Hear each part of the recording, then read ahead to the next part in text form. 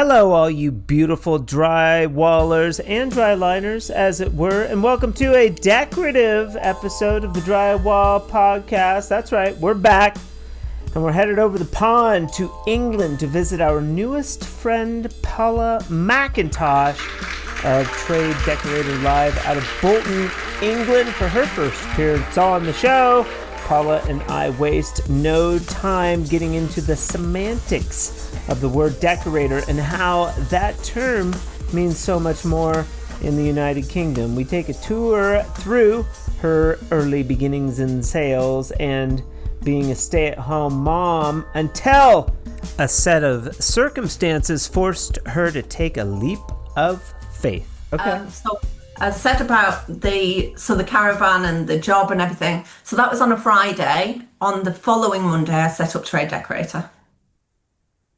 Shut it. How So scary. I had the weekend to think about what I was going to do. No, you didn't just have the weekend because you had been thinking about setting this up for a while. Nope. No, you were like, instead of going and finding a job, I'm going to build a business. Yes. Actually, what actually happened, because I was working on contract magazines for the decorating sector. I mentioned to you before about the Scottish Decorators Federation, and I worked on a magazine for plumbing as well. It was another magazine for Scotland and for Northern Ireland, for the Scottish Plumbing Employers Federation, they're called. So I went to both of these organisations, to the chief executives, and I said, look, you've been working with me for years. I've been selling all the advertising for you into your magazines and organising it and getting the articles and things. I said, you have no publisher.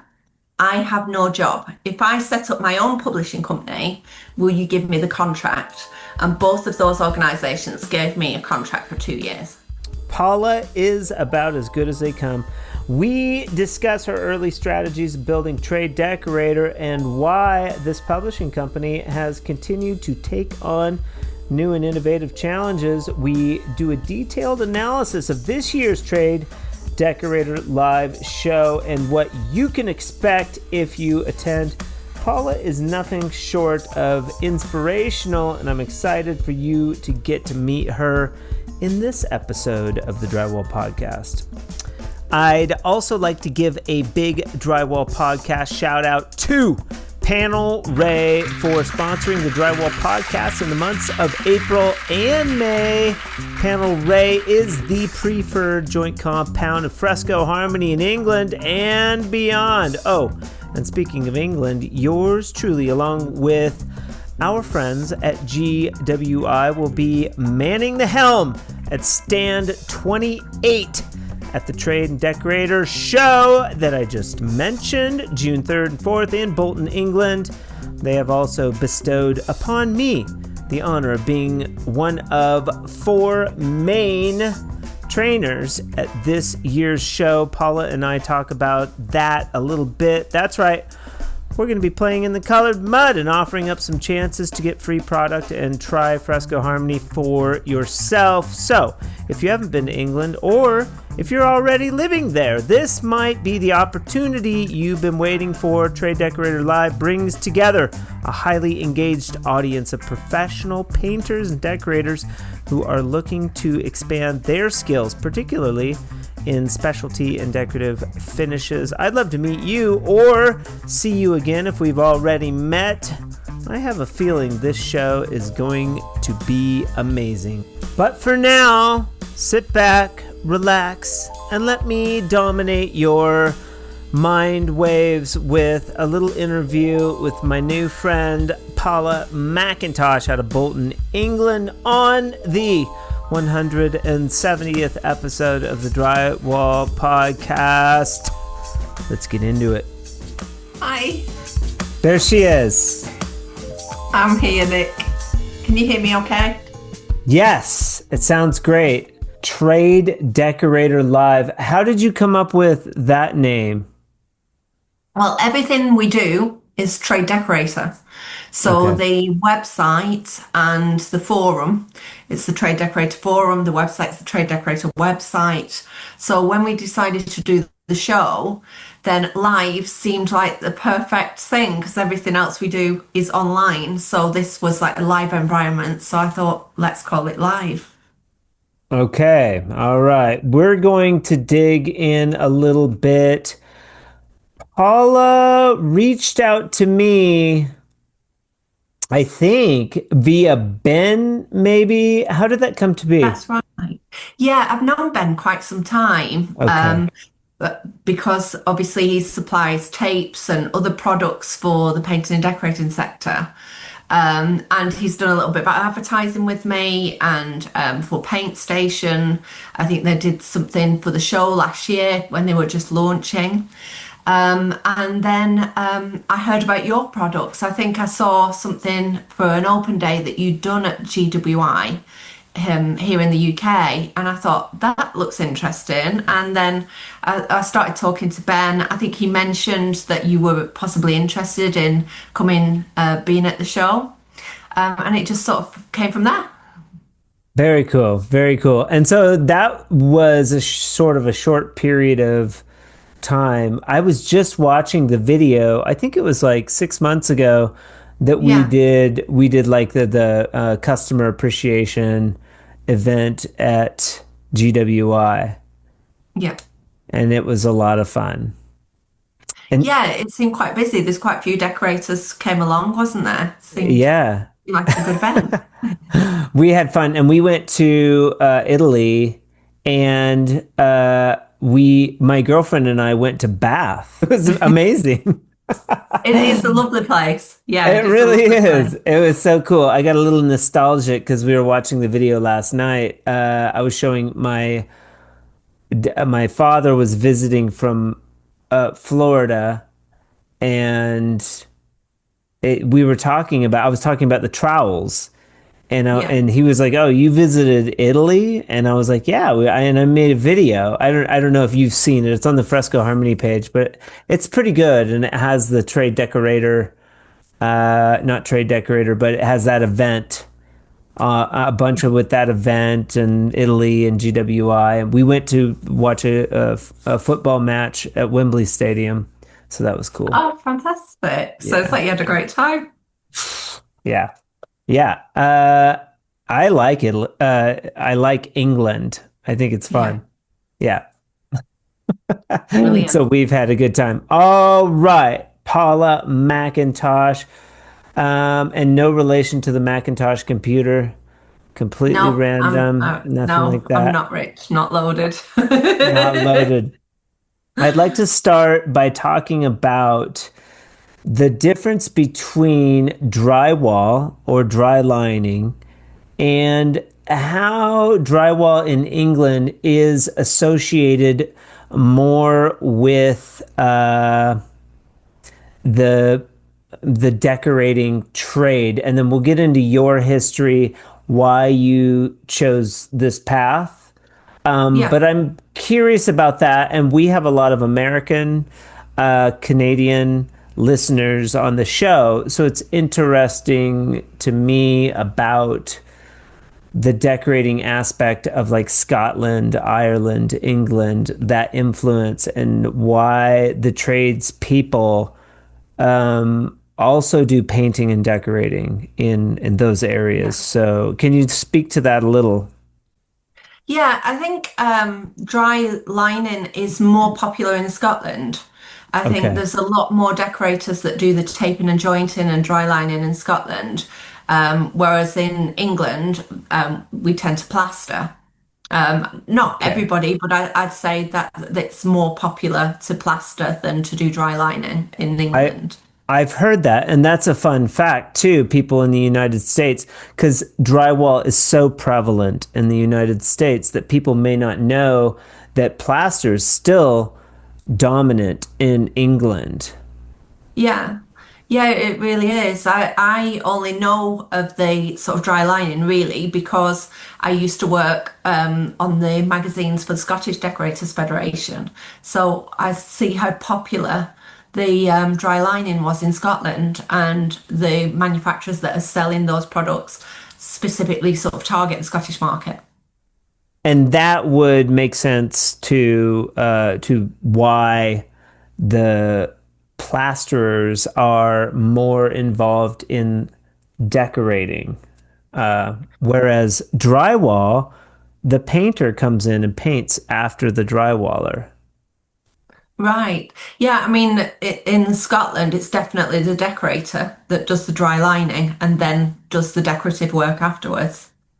Very cool. And Ben's always been like, oh, you know, Fresco Harmony would do really well in Scotland because they also do the decorating. Yeah. Now, Yeah. it's a little confusing because in the United States, a decorator is sort of a lower version of a designer. A designer goes Right. in and designs a space. A decorator is kind of like maybe they don't have a degree in design. They can't do architectural changes. They just Yeah. pick out embellishments or spaces or paint colors and things like that. So I just want to establish that before we get into your history because you, hence the Trade and Decorator Live name and why decoration is popular and integral in painting, dry lining, plaster. It's like an integral thing. Yeah, that's right. I mean, so do you want me to talk about my background a little and how I sort of came to be? Yeah, we can. Did you have college background? Did you go to college? Yeah, but nothing related. I actually did a Okay. degree in in sports science and drama. Okay. So it's very different to what I'm actually doing. You wanted to be an actress. I wanted to be a teacher. I wanted to be a PE Ah, teacher from a being P. very young. I loved sports and I wanted to be a secondary school PE teacher. But then when I actually did the degree and I went on work placement in school, I realised that the kids I would be teaching didn't actually want to learn. It's not for me. I'd want to be teaching people something that they don't want to learn. It seems like an uphill struggle. I mean, obviously, that's not across the board. A lot of kids are sporty, but the school that I went into was very, not very affluent. The kids were come from quite a poor backgrounds, and a lot of the kids didn't have PE kits. They couldn't afford them. And there was a lot of tension between the kids that thought they were good at sports and had to win, and the kids that were good at sports and weren't allowed to win. And there was almost that threat that if you beat us, then you're in for it afterwards, sort of thing. Yeah, so it really put me off. I thought if I end up in like a city school like this, where the kids that don't want to learn, then I'm not going to be working in this job. So it really put me off. Okay, so you went to school and you went to a traditional high school. And where are you Yeah, from, first of all? Which city? I'm I'm from Bolton near Manchester, so up Okay. north. Where the Trade and Decorator show is going to be. Yes, I live virtually on the doorstep. No stranger to Bolton. And give me a fun fact about Bolton. Um, Everybody in England knows a comedian called Peter Kay. And he is from Bolton, and I sat next to him in primary school. Really, Peter Kay. Yes. I'm gonna have to look him up. Yeah, And so that's your claim to fame. You sat next that's to my him in friend. primary school. Were you guys friends? He was a year older than me, and he was best friends with my best friend's cousin. That's Yeah. pretty close. And was he funny? Yeah, he is a funny guy. Yeah. At school, he was more annoying than funny, though. We all find each other annoying at school, don't we? Yeah, of course. Yeah, the funny people are always annoying in school, especially to the teachers. Yeah. And was your school very strict? My primary school, I went to a school run by nuns. So, yeah, I was brought Right. up Catholic and they were quite Okay. strict. And they'd hit your hands with a ruler. Well, I never had my hands hit. I must have been a good girl. I think of school in England and I think of Pink Floyd, like, you know, The Wall. Like Yeah. my son doesn't know, but I mean in my school they had paddles, like in the third Oh, grade. wow. Yeah, they would like paddle you. I'll Like whack they you. not it's not God allowed. hope they It's don't not do that anymore. yeah, it's not allowed anymore. So then you went to high school and that was pretty much the same. No, no, I didn't go to a Catholic high school. I insisted because my mum wasn't Catholic. We were Catholic because my dad's family were Catholic. And my mum and dad split up when I was quite young. And when it was time to choose secondary schools, I said, no, I don't want to go there. I want to go where my best friends go in. And we went to school together, Okay. which, yeah, it was just like mainstream high school. Okay. And then how is college in England different from college in the United States? Or are Um, they pretty similar? I don't know because I don't really know what college is like in the States. I only know my own experience. Okay. I mean, am I right in thinking you stay at school a lot longer than we do in England? I mean, at 18, I mean, it used to be 16, but now children have to stay in school till 18. Okay. And then you have a choice then whether you go to work or you go to university at 18. Okay. Um, yeah, I mean, how's that compared to in the States? I mean, 4 years, you can kind of get a head start and get your associate's degree, which is a 2 year degree, before graduating high school. Some kids do that if they're smart. If they're advanced, they can get an associate's degree before they graduate high school. But associate's degree is 2 years, and a bachelor's degree is 4 years, and a Right. master's degree is 5 years. But does everybody do that or not everybody? No, I mean, an associate's degree is basically nothing. A bachelor's degree is okay. You're teachable. You have a degree. You could probably get a better job, Yeah, or something in the field of study that you were in, or like, I think, but a teaching job, you would want a master's degree. So anybody that right. sticks it out long enough to get a bachelor's will normally get a master's degree if they want to really up their chances of having a more successful experience in life. Right, that's a so But yeah. 'Cause, I mean, here at 16, when children leave school, they either choose to do sort of at A levels, which is like the next level of exams, or they might get an apprenticeship and go into a trade and actually go to work and then do sort of day release to learn that trade. And that those sort of vocational qualifications are becoming a lot more popular because the cost of going to university is so expensive here that you come out of university, you might have 40 or 50,000 pounds of debt from doing a degree course. yeah, and then how is the job market getting out of college with these expensive degrees? Is it pretty likely that someone will get a job, or is it difficult? I think that it's still very competitive Yeah. to get that job that you want, even with do need the right qualifications to get that sort of job and get that jump on the, in the job market. You've listened to a couple episodes of the podcast or not yet? You're busy, I I've not know. had chance because of the show. I've been totally mentally busy Yeah. preparing for the show. I can't believe we're only 4 weeks away now. It comes upon you quite quickly when you get I to this know. stage. I need to get my plane tickets. I'm slacking, but I looked like last Monday and they were really expensive. And so I was like, oh, I'm going to wait a little bit longer and see if Yeah, something happens. But I'm at crunch time now. I need to get them. So, yeah, yeah. uh, Have whatever.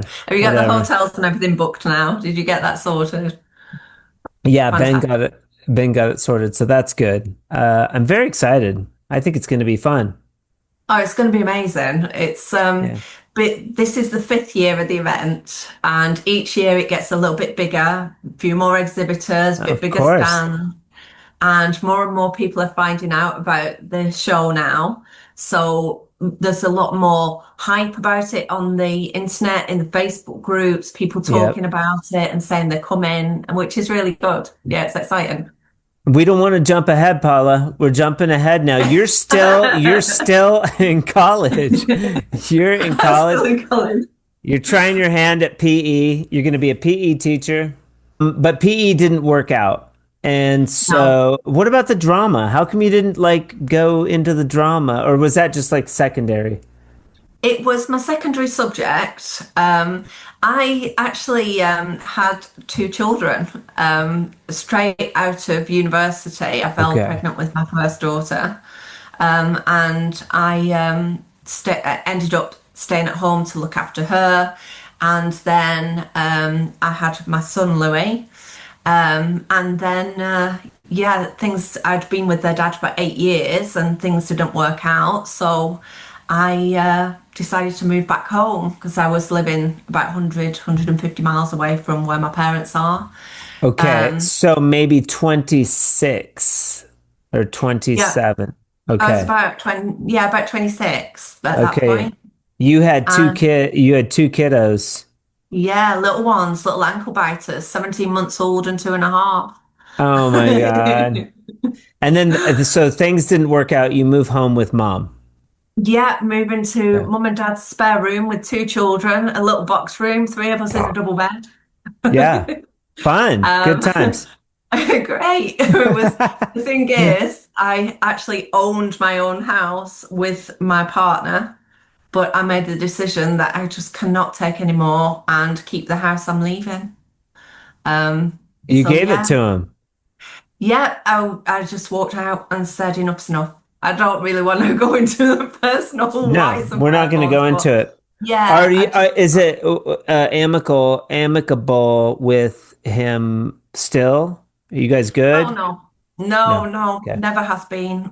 No matter, he's a complete narcissist, and Okay. there's just no F getting on with that. some people. F that guy. F that guy. We don't have to Yeah, talk about it. But I mean, good for you. That's early, in retrospect, that's early in life to realize, oh, this isn't a good fit. I'm going to go yeah, in this other direction despite having two kids and all this other stuff because you're obviously an intelligent person and you know that you could do something else, which you did. So yeah. how did you pivot at that point? Because you were like a stay-at-home mom. He was the breadwinner, correct? Yeah, but I was the one with all the qualifications, but I was the one stayed home with the children, and that was my choice, is what I wanted to do. Of course, But at yeah. that point, I thought, well, I've got a degree. I'm not a stupid person. I can go out there. I'd worked before I had my daughter, and I'd worked in sales. I was actually a kitchen designer for a big national kitchen company in the Okay. UK, and I was like in their top, I think, five salespeople throughout the whole of the UK. And I, When were you doing this kitchen designer position? in between leaving college and having my daughter, so for less than a Okay. year, Okay. and I quite quickly established myself in that sales role. And then, yeah, so when I found myself on my own with the children, I thought, well, I'm going to go out there, I'm going to do something, get another sales job because I knew I was good at sales. Yeah. And I went and worked for there was like the biggest independent publishing company in the north of England. And they published magazines, they had websites, they did events. And I worked there for 17 years, but I remember going for the interview and bearing in mind I had no references. I'd not worked for 2.5 years. The only reference I had was an academic reference from my university lecturer because the company I'd worked for, the kitchen company, had gone into administration. So there was no way I could get a reference. Anyway, I went Okay. for the interview, and the lady that interviewed me said, what makes you think you can sell kitchens? And I said, I don't think I can sell kitchens. And she looked at me and I said, I know I can sell anything. You teach me about your products and I will sell them for you. And she gave me the job. And I worked there for 17 years. I ended up the top salesperson in the company and Great answer. training Great answer, all the by the other way. salespeople. Yeah, well, you've got to have confidence in yourself. If you don't believe in yourself, nobody else will do. So, you have to, if you have that in yourself that you know you can achieve things and that you want to do well, then you have to demonstrate that or else people won't believe you. That's fabulous. What was the name of that company? Excel Publishing. Excel Publishing. And how are you with those guys? Well, I worked there for 17 years and it was my day off on a Friday. And because I'd got to the point where I was only working 3 days a week, I'd had my little boy, and I might have had Katie as well then, my fourth child by then. I'm trying to think. Oh my How gosh, far we're back we're skipping going. ahead. We're skipping ahead. Yes. So yeah, I We think Katie was we tiny skipped by the then. third child. We skipped the third child completely. We went from Louis straight to number 4. So yeah, I'd been at the company 17 years and I was on my day off and we was buying a caravan. We decided we was going to get a caravan. Members of our family, my husband's mum and dad had a caravan and his brother. And You, he said, you met a good man at this point. yes, You yes, we've found a been good one. together since Lewis was 2.5. So about a year Okay. after I left my partner. So I've been with Paul now for gosh, how many years? I'm showing my age. I know. We're gonna get I there. can't We're gonna count. get there. About 25 years. About 25 years we've I been forgot to together. mention Paula is 26. She's just 26 and she's accomplished all of this. It's amazing. It's amazing. Fun Um, fact. um, So shout out to Paul because well, you had two kids with Paul.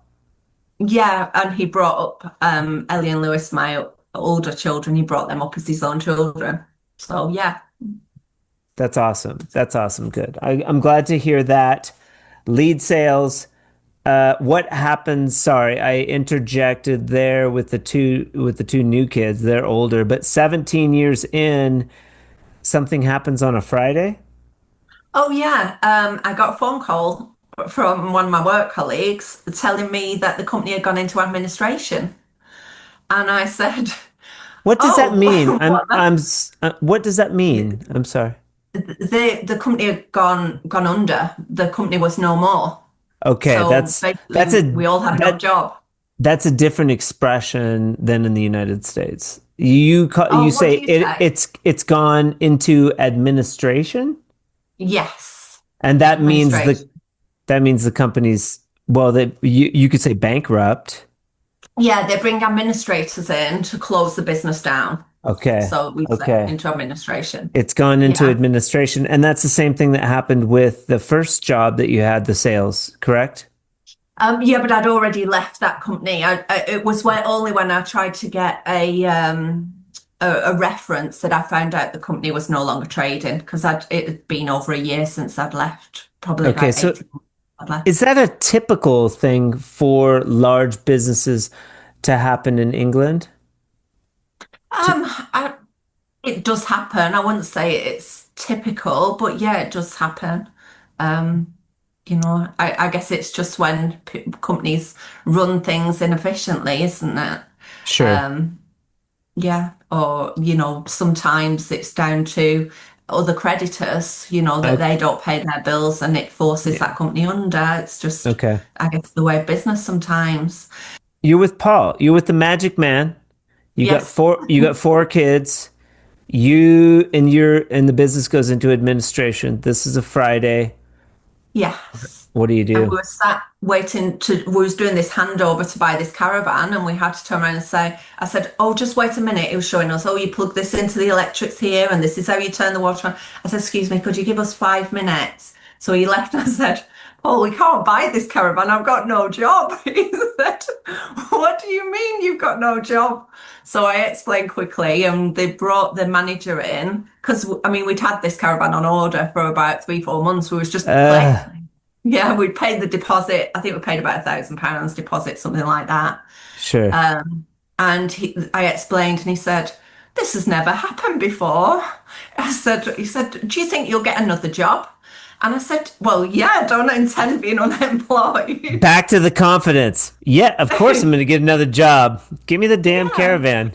I said, I'm not going to be He said, well, I'll tell you what, we'll give you 3 months. And if you're not in a position to come and pick the caravan up, we'll sell it to somebody else and you'll lose your Great. deposit. So I said, well, that's fair enough, if you're Yeah. going to hold it for 3 months. So we put the kids in the car and they were saying, why are we not having the caravan? Someone was saying, we're supposed to be going on holiday. The car's packed with all suitcases and clothes and everything, and we leave the caravan there. We said, oh, there's something wrong with it. It's not ready. Need some engine work. So, And what does yeah. Paul do?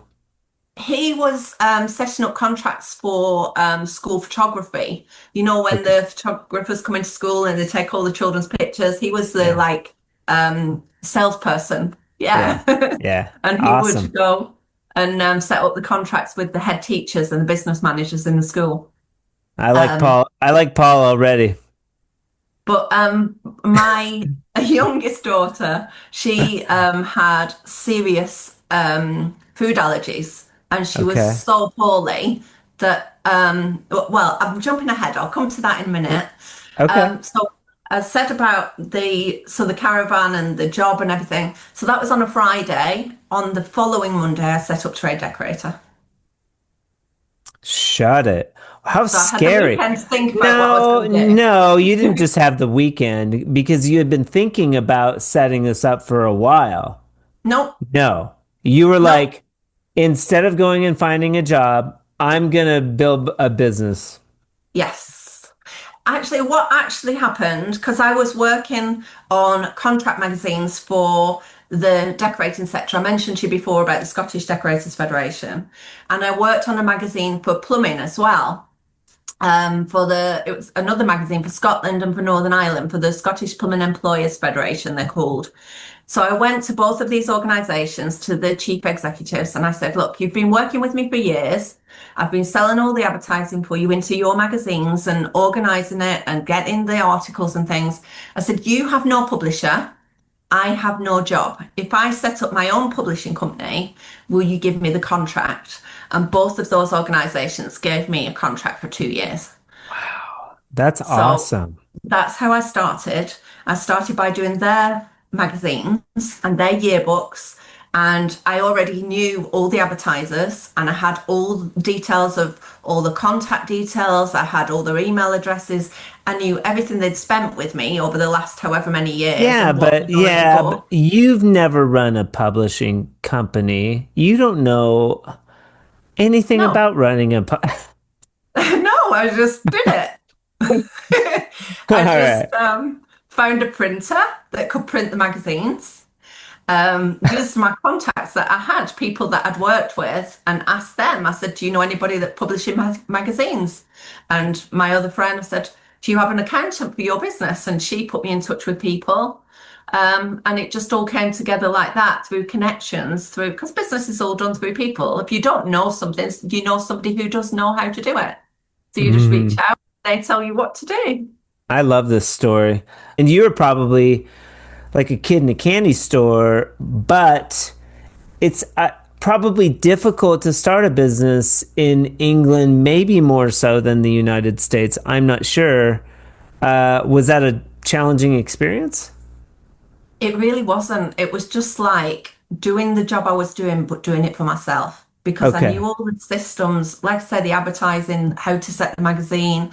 The guy that builds all my websites, I worked with him at the publishing company for, I think, most of that 17 years. He was a graphic designer. He was the one setting the magazines and he came and worked for me freelance. So I had somebody that could do all the artwork and produce the magazine itself. And we just worked exactly the same as we had.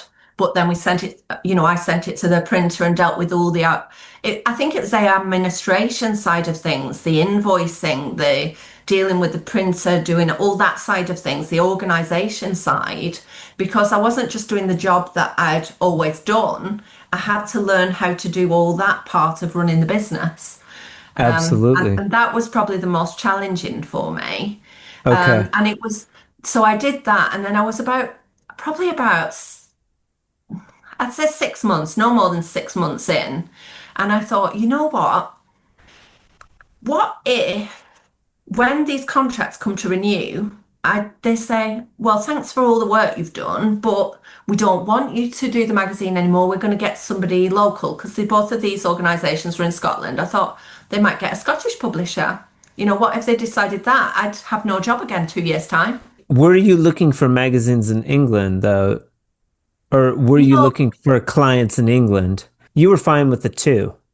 yeah, I was fine with the two because it was just me. I didn't have people working for me. And I was very busy doing both of those publications and the Smart. yearbooks that they had, Yeah. and doing all that business side, having to learn all the business side. And I thought, but I did think, you know what, I want to build something that's mine that nobody can take away. And when I looked at where my contacts were, looked at the market and how saturated things were in the plumbing and heating market compared to decorating, I thought the direction I should go in is the decorating market. And that's why I decided to launch Trade Decorator because there wasn't at that time a website like mine that did news, that did video product reviews. It was something, totally new that nobody was doing. Okay, and if you don't mind, that as it pertains to the timeline, where are we at year-wise at this point? We're at 2026 now. You said Trade and Decorator is like 5 years old. 8 years old. It's 9 this year. 9 years this year in June. So It's it 9 years old, but five 2017, 5 years of shows. 5 years of shows. Yeah, Okay. but Trade Decorator itself, I started in 2007. Hang on, when did we go? I think it was 2018. I think 2017, the company I worked for went into administration, and I think it was roughly 2018 when we started Trade Decorator. Okay. All right. That's exciting. And it took you, well, I guess you were doing website. So Yeah, I you started with a you were website. you were focused on the website. Yeah, I wanted to. I put out like an advert on social media saying I was looking for a decorator to work with that wanted to do video product reviews with manufacturers. So, like today, where you have all these influencers, I was basically giving somebody that opportunity to work with me as an influencer for a trade decorator that would work with lots of different manufacturers, have the opportunity to build those sort of relationships, get given free products, whether that be dustless sanders, spray machines, or a roll of tape, whatever that All might right. be. You were sort of nurturing the seed of the influencer maybe before the influencer was a thing. Yeah, I'd say it was very early in its infancy, not like it Yeah. is now, 9 years on, everybody is, wanting to be an influencer. But yeah, at that time, I put this little advert out saying, I'm looking for somebody All right. and send Who'd me you a get? video of you. I worked with a guy called Nick Sammett of Rushmore Painting and Decorating. After Nick, there are now about 8 decorators that I work with, and they all have their own businesses. There's some in Scotland. We've got decorators in the north of England, down south, and some are involved with product reviews with the videos. Others are involved in running our social media platforms, and we all work collectively as a team. What are the other names of these individuals? Oh, you put me on the spot now. Let's hope I don't forget anybody. There is Just the Stuart best McLean. ones. Just the name the best ones. Oh no, they're all the best. They're all fantastic. I couldn't They're do going it to be without. listening. I, They're going I to know, be like, you're asking me to name them all. If I forget someone, I'm going to feel terrible. they're going to be listening. I know. No, I mean just because like if people are listening to the show, we want to go follow these characters, man. And maybe we can get a list. You could send me a list and I'll put it in the show notes Okay, of fantastic. these people that you need to follow and pay attention to in the UK. Definitely. There is Stuart McLean, Best McLean Decorating. There is Ian Crampsey of ATD Painting and Decorating. Kevin Brown, the Prestige Painter. Um, I well, think I know Kevin. I think I follow him. yeah, Sam Ty from ST Paints. Um, Georgie Roberts from Cozy Room Interiors, Gary Marsh. Oh goodness, Gary does so much for me. I feel bad that I didn't remember his name. But it's like the Gary Academy. Marsh, Quality Interiors. It's like the Academy Awards. Try to remember I know. everybody. I'm trying to remember everybody I should thank. And now I've lost where I'm up to, and I know I've got some left. Um, John Mears from jmears.co.uk. Now, he's not a decorator. He's written books on decorating. He helps Cool. decorators with their social media and marketing. And he's That's written awesome. books, and he is fantastic. There is, I think there's only John, I forgot. I think I remembered everyone else. And Ashley Woodcock from AWA Woodcock Decorators as well. He does a lot of Okay. work with us as well. So he's not officially on the admin team. He helps us loads at the show and with other things as well. All right. So we are at 2018. You are doing your publishing, but you decide to do a show, Trade Decorator Live. And Yes. it takes you 3 years to have the first show. It wouldn't have been as long. We were due to launch in 2021. So I started planning it in 2020. And then Okay. COVID hit. And at Oh yeah. this point, I had remortgaged my house to pay for the show, which you can imagine it was like that. It's like, what am I going to do now? We're going to be homeless. How old are the kiddos at this point? Just out of curiosity. Oh, we're 2026 now, and my son is 12, and my daughter she's going to be 10 next week. So there was what, 3 and 5? A tricky time. And because Yeah. I'd convinced my husband, yeah, remortgage the house, we're going to do a show, it's going to be amazing. and and he'd given up his job at this point as well to look after our little girl because I Ah, mentioned she had severe food allergies, and okay. I'd only been doing the business I think at that point about a year, and we kept getting phone calls, you need to come and pick her up, she's sick, Eh. and so he kept coming out of work, and his boss said, you can't keep taking all this time off. Your wife's at home. And my husband said, she's working. And he said, so are you. And so really we sat down and we had that conversation. And he said, look, if you packing, you're doing so well. He said, and let's be honest, you're earning more than what I am with the business, even as early as it is. He said, if you stop now, that's it. He said, if I give up my job, I can get another job or I can work with you or whatever. I said, He's a so prince. He is a it's not right. prince. Step aside, Prince Charles. Paul is the real prince in England. So yeah, so he What a guy! What a guy! That's extraordinary. and he has always been so supportive of me and help. He's now driving the length and breadth of the country, delivering leaflets to 200 decorating stores before we open in June to make sure every decorating centre has leaflets on their desk about the show. Because we printed 30,000 leaflets for the show. He's out there. He's doing the work. Yes, he's doing the legwork for me. Shout out to Paul. Shout out to Paul. And how long have you guys been together now, you and Paul? What now, as in today? Yeah. Yeah, about 25 years. Yeah, 20. Congratulations. That's awesome. So now we have a little bit of background. You're doing the Trade Decorator live show. Obviously, Fresco Harmony got invited. Who else?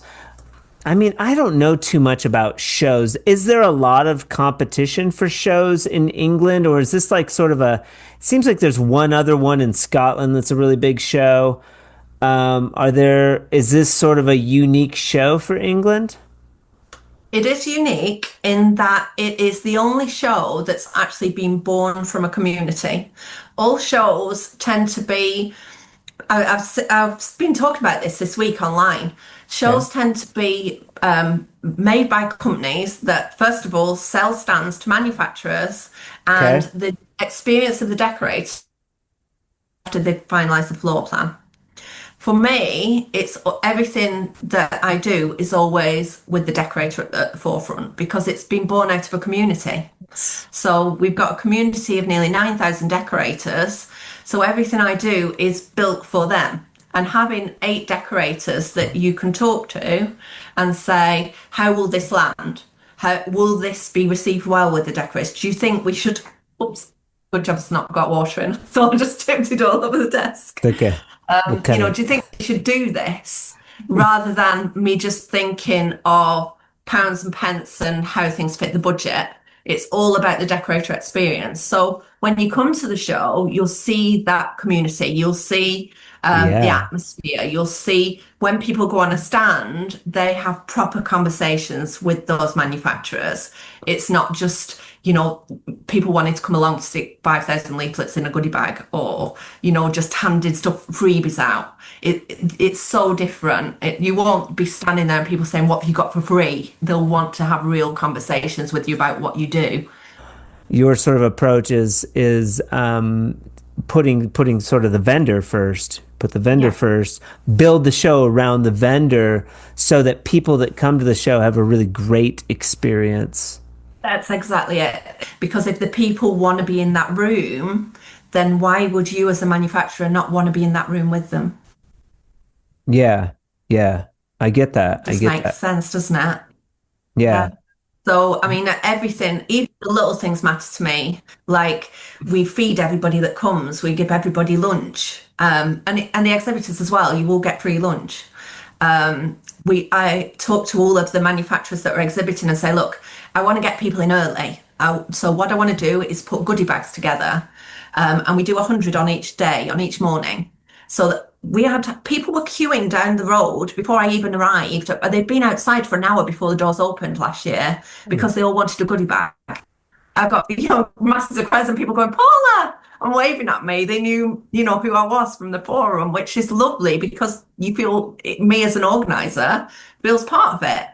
I've been told by manufacturers that they exhibit at other shows, and the only time they see the organizer is when they come with a card machine for them to pay for the stand for the following year, Yeah. that they don't have that relationship. And to me, it's people buy from people they like, know, and trust. You have to have that, people have to like you, they have to want to be part of what you're building. And that's why the community works so well because I'm everybody flying. comes together. I'm flying to England, Paula. You called me. I thought Certainly. I thought you were like a sales rep, Like that's the vibe. You're like a sales rep. You work for the company. I'm talking with a Paula person. She's in charge of gathering people to come to the show to fill the spots. We just want to fill the spots. Yeah. It's up to you to sell. But this is more like, I like how it's like you want to help the vendors sell. You're helping the vendors sell, Yeah. which is like, it's refreshing, because we need help. God knows. Exactly. And that's why, I mean, with my show, that's why some of the smaller companies like yourselves and you mentioned before about entrepreneurs inventing products. Yeah. That's why they want to come to the show because they want to know what the decorator thinks of that product. They want that sort of feedback, Yes. that real conversation that you only get from talking to people, not from giving something away and not getting any feedback back. So like you said about the corporate show, where people can be quite put off if it's too stuffy, too corporate, and your stand's busy with people but not having real conversations. They almost feel like they can't approach you. The stand's not even busy. It's this giant stand. They probably paid, 50,000 for this stand. There's 4 guys that work for the company sitting there talking to each other, and there's nothing. That's it. Well, that's not going to work, is it? You can talk to each other in the office. I mean, having a sales background is pretty smart, but also the byproduct of your show, I would think, is that the people attending the show are going to have a better experience. Yeah, you're going to see things see things you've never seen before, or see products that are new, or like this type of thing. Yeah. You know, That's why I do the training sessions as well, because it's about the visitor experience. I mean, it's not with the training sessions, specifically limit them to 10 people. Because if you're teaching more than 10 people, then those people are not going to get any real experience. You're not going to have time to spend with them.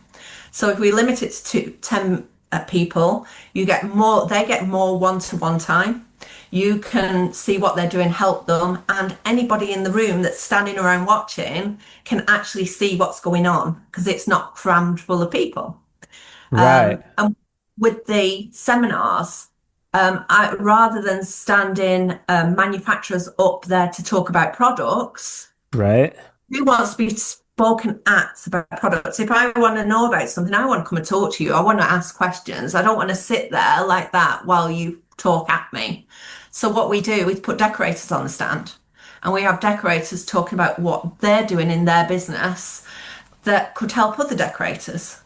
So Beautiful. I've got James Wildish is coming from the UK Spray Association, and he's a decorator, and he's gone into spraying, and he's going to be talking about what spraying's done for his business. And now he's launching the UK Spraying Association to work with manufacturers and to give spraying to like get it regulated, for safety and things. So he's going to be talking about to decorators about how they can do things in their business to introduce spraying to make more money. So Beautiful. that's like things like that, really, Yeah. to help the decorator to build better businesses. So let's break down the show a little bit. How many vendors are at the show? There are And can around you name each one? not without a list. No, I know it's a bunch. Yeah, there were around, I think, 47 Okay. exhibitors. Okay, Um, 47 exhibitors. yeah, there are more brands. Some of them are combined with more than one brand, you see. So there's more than 47 brands because there's like one, for instance, is My Paintbrush, and they are bringing about 4 or 5 different brands with them on their stand because they're a supplier. So they've got reps coming from different brands to talk about the products that they sell to help them on their Yeah. stand, and they'll be doing some great show deals and things like that, I Okay. would imagine as well. I follow those guys on social. Oh, they're Yeah. brilliant. They're Yeah. great on social, very Pretty good. engaging. Pretty good. And then okay, so you have 40 some spots. You've Yeah. got the trainings. You've got four. We've got 3 training sessions. Yeah, we're doing 2 on the first day and we've got 1 on the second day. Okay, who are the training sessions? So there is Repair Care. They're our headline sponsor for the event, and they host the first session on the first day. Okay, And say they that again. Repair Care. They're How do you they're our headline sponsor for the event, say and can you spell that? Sorry. REPAIR Repair, and then Care CARE. Okay. And that they're one of your big sponsors. Yes, they headline sponsor Okay. the event. Okay. And their training session is about timber windows rather than the UPVC windows. When they decay, rather than ripping them out and having to replace the windows, they do a resin product that you basically take all the rot out and rebuild the window and then sand it all down, and when you've painted it, it looks like a brand new window. Beautiful. Yeah. And are they doing sort of a training session based on that repair Yeah. process? They'll Okay. be teaching people the 7-step process of how to use that product. Okay. Um, yeah, And this is day one would be June 3rd, correct? that's right, 3rd of June, yes. Wednesday, June 3rd. Um, and then who's the second training session? That is you, Fresco Harmony. You're the second one. That's Fresco. And we'll Yes, be you're 2 till 4 o'clock. yeah, and we'll have sample boards and we'll be taking people through the 3-step process to achieve a plaster looking wall. Pretty standard. We'll probably keep it pretty simple, but hopefully it'll be fun. And we'll have sample boards, and you can take a free color pack, a sample of sealer, and a sample board. And I generally talk a lot about sales. Um, Yeah, I like that you actually are going to be teaching people not only about the process and how to achieve what you do with your product, but actually, you know what, this is how you can make more money in your business by offering yes, something that other people don't offer. And that I think that's yes. really important. It's paramount here because plaster is coming in on the back end of drywall. So we've been drywall and painting so long that this art form has sort of gotten lost. It's too expensive, it's too laborious, like these sorts of things. People don't sort of that's where Fresco Harmony came in. Oh, let's do something that's like quick and easy and affordable.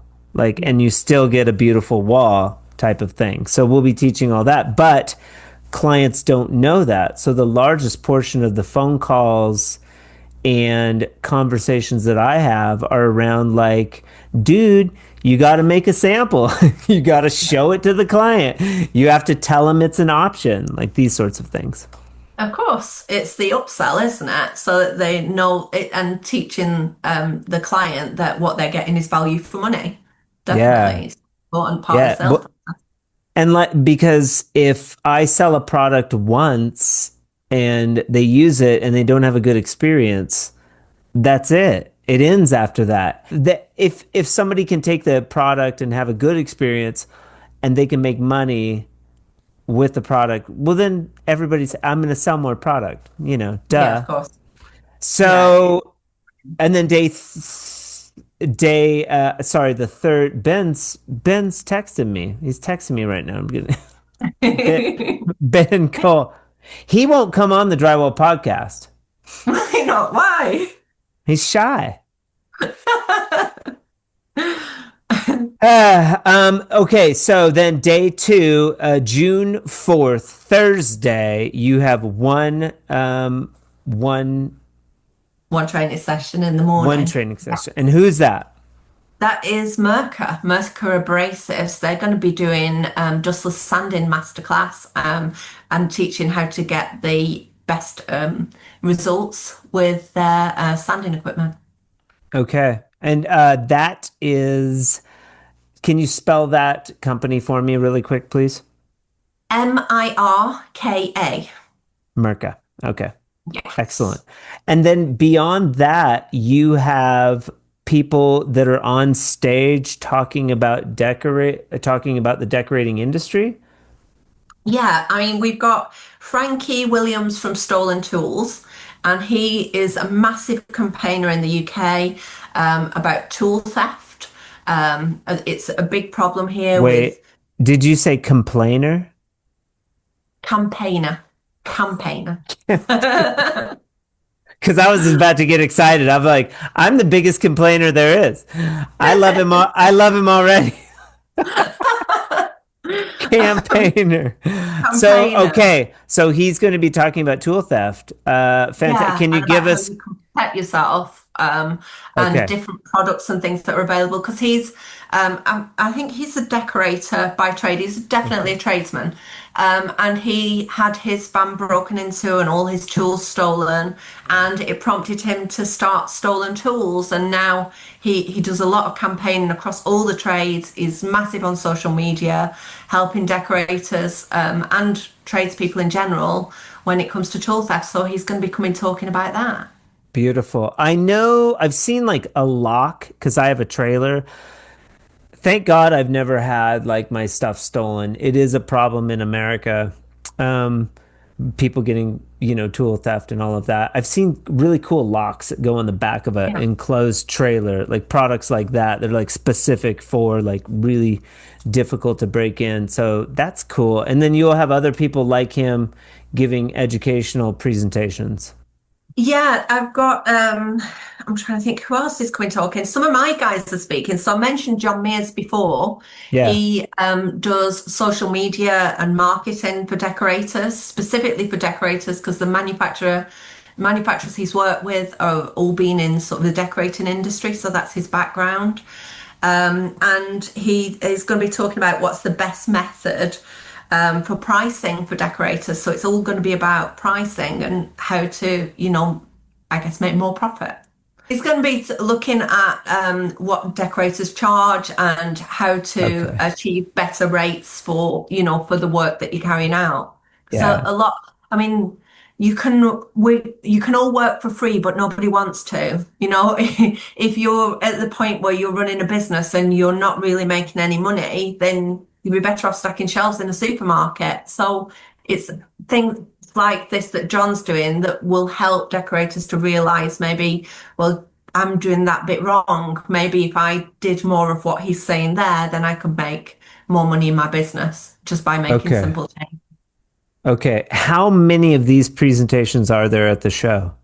There are seven. We've got seven different Okay. speakers, all on Okay. different topics. Okay. And yeah, we're actually launching our own. Gary Marsh, one of the decorators who is on my admin team, he's going to be speaking at the event because we have another website called Trusted Decorator, which Okay. is like a marketplace for decorators to market their business to the general public. And it's all free. And it's for something I built during COVID when I was bored and had no work. So I came up with this concept of launching this website. And decorators can basically put a profile on there for their business. And people go on the website to find decorators in their area because it's all linked to Google Maps. It's got 5-star ratings on there and everything. And we've Cool. just built our own app, and this is what we're going to be launching at the show. So decorators, when they get inquiries, it will actually ping in the app and they will be able to communicate with the customer through the app to say, oh yeah, I'm free on such a day, I could come and do a quote then. And it will all work from the app. Decorators can update the profile in the app and manage any inquiries that come in through there. Okay. Ben needs to be on there with the Fresco Harmony so he can sell some of that stuff. Well, that's purely for decorators. It's not for manufacturers. The trusted No, decorator. yeah, he does it, man. Oh, He'll does go, he? Oh, well, definitely. He needs to get. Oh, I didn't realize that. I thought he was just selling it. he's done a couple, but I mean, it's like I can go. I'm going to Oregon. I do it too. Like Yeah. I'm doing a job next week. I'm All flying right. to Oregon and doing it. Yeah, I did a fireplace last week. I do it all the time. Yeah. Oh, fantastic. I make extra money doing it. Yeah, maybe one day I won't be able to, but it's a good extra source of income. So trusteddecorator.com. .co.uk. It's trusted-decorator.co.uk. What, and you said there was another website though. So if people want to find out about the show, obviously they should follow Trade Decorator Live, your social media pages, Facebook, Instagram. What else are you on? We've got a website for the show, which is tradedecoratorlive.co.uk, and everything you want to know about the show is on there. All the prizes you can win, all the training sessions, to book training sessions, to book tickets for the show is all done through the website. Okay. And the seminar program's all on there, and all the, excuse me, the exhibitor list is all on there as well. Would you Anything. say this is maybe somebody's not in the trade or so this would be for also for not just decorators and industry professionals? Would you say this is for homeowners as No, well? no, No, definitely not. this is just for Um, the products and Purely for the tradespeople. trade. Yeah, it's for the trade.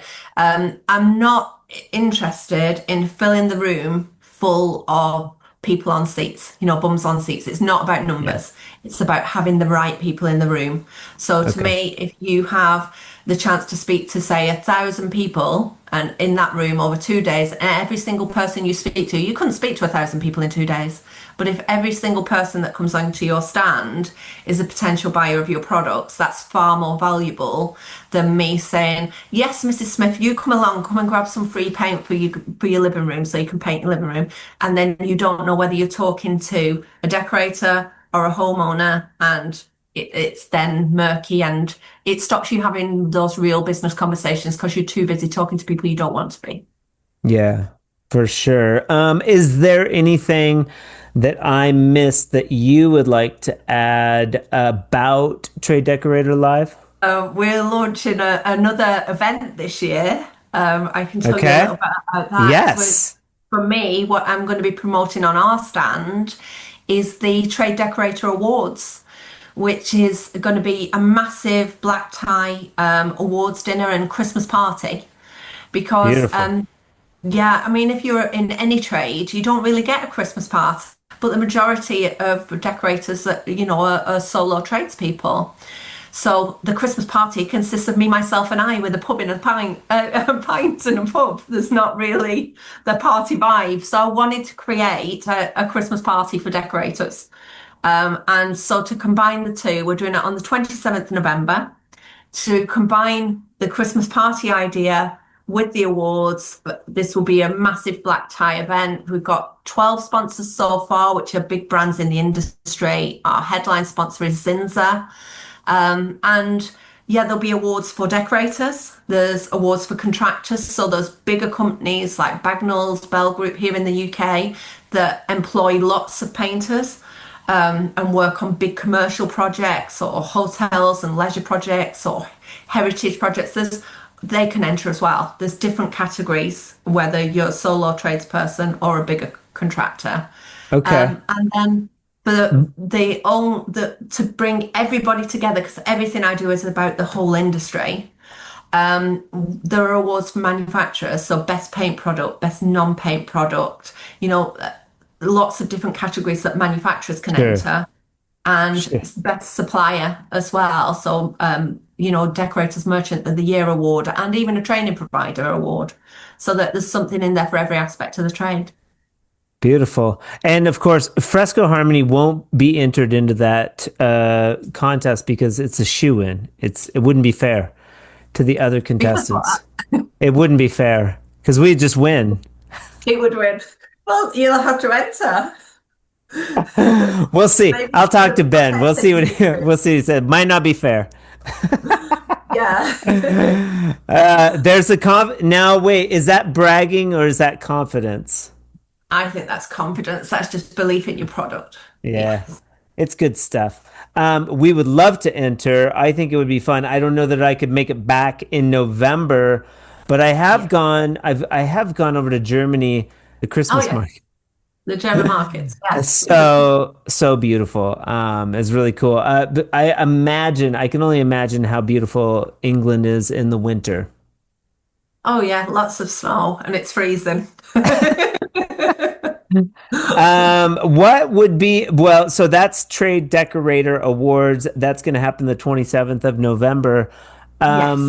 And you're building this sort of event and these prizes and I guess people will find out more at the Trade Decorator Live. You're going to be sort of gathering and compiling information from there. Some of the vendors that are going to be at Trade Decorator Live might get entered into these categories for to win. Oh, this is the best new product. This is the best contractor. These types Yeah. of things. Okay. Yeah. I mean, all the awards for decorators and contractors will be judged by our independent panel of judges. We've got 10 judges from different elements of the industry, Okay. all with different experience. But the awards that are actually for manufacturers and suppliers, if you were to nominate, for instance, and you made the shortlist, the companies who make the shortlist will go on the awards website and they will be voted for by the 9,000 decorators in our forum. So if you Okay. win, based on real world use, it's based on the decorators saying, this Okay. is the best product in this category that I've used, so the winner and everybody that makes the shortlist will be given a link to their category so that they can get people to vote for them. Right. So you can go onto your social media and be like, "Hey, you guys, vote for me." It's a great way to Yeah, market. Yeah. yeah, Okay. definitely. All right. All right. Very good. Paula McIntosh. I asked everybody at the end of the Drywall podcast for a pearl of wisdom, Oh, and goodness. I compile all of the pearls into a lengthy pearl of wisdom episode, and they're pretty good because you get a variety of people saying their pearls, and we've had four because we've had 170 shows or so. We've had 4 just Pearls of Wisdom's episodes. So you might enjoy those because they're little excerpts. Yeah. But what I would like to hear, because we are getting ready for the 5th Pearl of Wisdom, it's either 5 or 6. We're at about an hour of pearls. I would like to hear your Pearl of Wisdom that you could bestow on the Trade and Decorator community or humanity as a whole. What would you say if you could put something on a billboard to inspire? Okay, I will tell you what I told all my children from being tiny, which is you can be anything that you want to be in life. You just need to know what it is and figure out how you achieve it. And then you work as hard as you can until you meet your goal. Okay. I've heard it be said, drive it to failure. If somebody wants to do something like a business or something, drive it to failure. And that, I don't know why that has stuck with me, but it's like, if you haven't failed yet, keep going.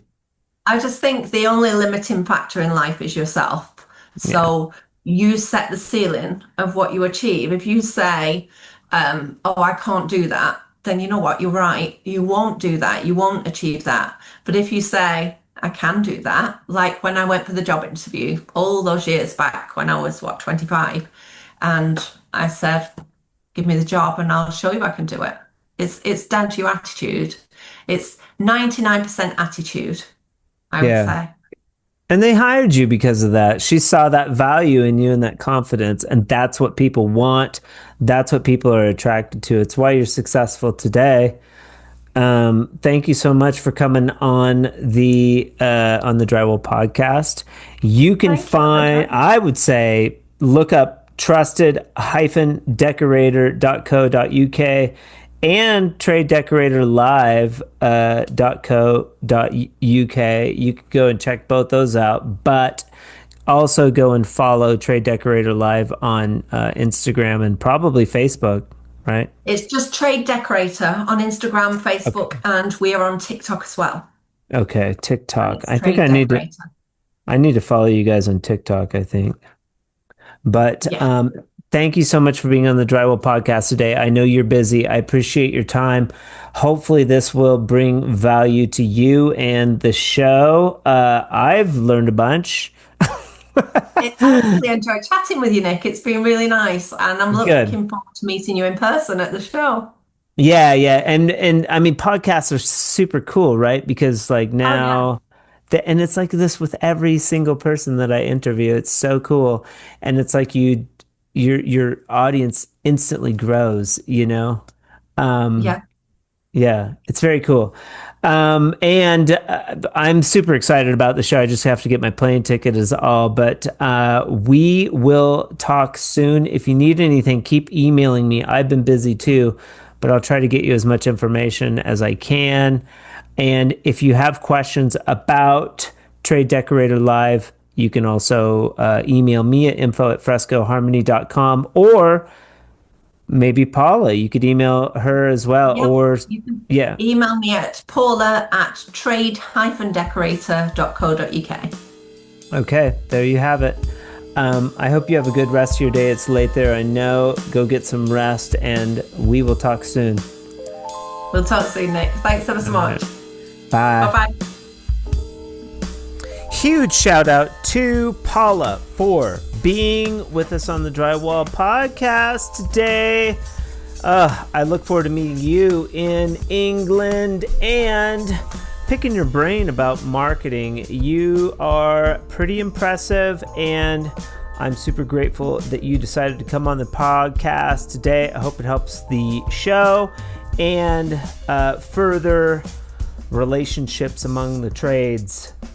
Also, I would like to give a huge shout out to Panel Rey for sponsoring this little thing I call the Drywall Podcast in the month of April and May. Panel Rey will be hosting our booth with GWI and Fresco Harmony June 3rd and 4th in Bolton at the very same Trade Decorator live show that you just heard all about. And that takes place at the Wanderers Football Stadium Northwest in Bolton. Also, there's a rumor that I'll be doing a training. We talked about it on the show. Maybe you were listening, maybe you weren't. If you weren't, I'm doing a live demonstration. 10 people will be there, but other people will be watching, and we'll be giving out product. And just having lots of fun. There's going to be a ton of professionals there. I am looking forward to seeing you. Also, be sure to catch my episode with Regional Sales Manager Panel Rey, Oscar Acosta, on episode 146. He's a great guy, and you might learn a little more about our friends at Panel Rey as well. You have a lot of options for listening when you're on the job or on your way to work. Today, you chose to listen to Paula and I wax poetic about the dry lining industry and maybe learn a little something about our friends in England. And I appreciate you for that. It's because of listeners like you and sponsors like Panel Rey that I get to bring you this podcast, talk with trade professionals and product manufacturers, and learn things about our industry that are pertinent and hopefully interesting. I hope as you wander into your weekend or week, whatever you're going into, that it's fabulous. You're fabulous. I hope it's fantastic. And remember, keep drywalling or dry lining.